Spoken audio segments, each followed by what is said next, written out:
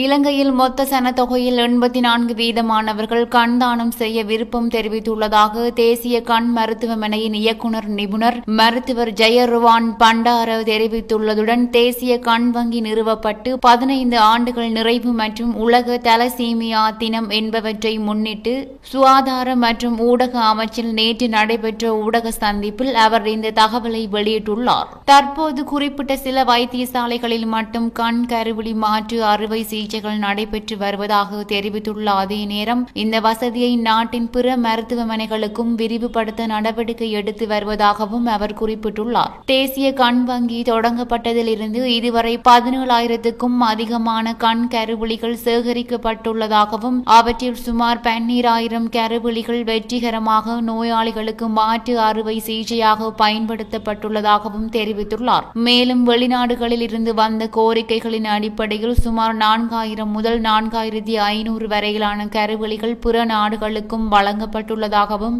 அவர் மேலும் தெரிவித்துள்ளமையும் குறிப்பிடத்தக்கது.